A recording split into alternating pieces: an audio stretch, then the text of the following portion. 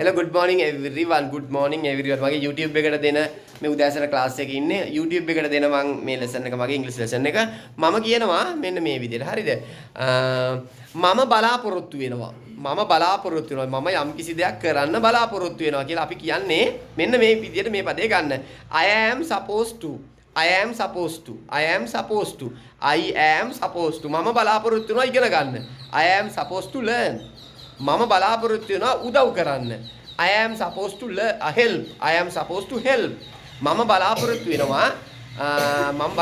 වෙනවා ඔයාලගේ ගෙදර එන්න. I am supposed to come your home. I am supposed to come. I am supposed to come. දැක්ක නේද? එතකොට මේ ක්‍රියාපදය ගන්න මම යම් කිසි දෙයක් කරන්න බලාපොරොත්තු වෙනවා නම් ඕගොල්ලෝ මෙන්න මේ විදිහට මේ පදේ දාන්න. I am supposed to. I am supposed to. මම බලාපොරොත්තු වෙනවා. දැන් මේක අමාරු නෑ. හරිද? අමාරු නෑ.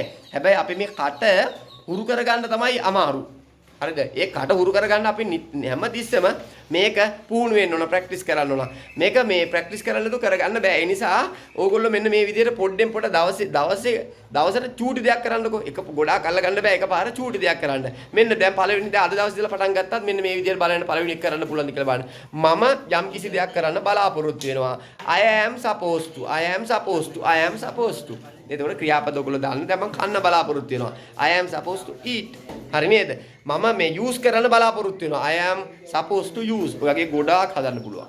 මේ වචන දාලා මේ පද දාලා ගොඩාක් හදන්න පුළුවන්. ඔයගොල්ලෝ පුළුවන් තරම් වාක්‍ය ගොඩනගා ගන්න. මොකද ඔයගොල්ලන්ගේ මේන් කියන්නේ ගෝල් එක තියෙනවා නම් මේක මම කරගන්නවා කියලා මට මේක කරන්න පුළුවන් කියලා අනිවාර්යෙන් මේක කරගන්න පුළුවන්. හරි නේද? එහෙනම් ආයෙ lesson එකකින් එන්නම්.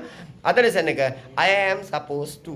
මම යම් කිසි දෙයක් කරන්න බලාපොරොත්තු වෙනවා. ආයෙ lesson එකේ එන්නම්. cheers. පරිස්සමෙන් take care.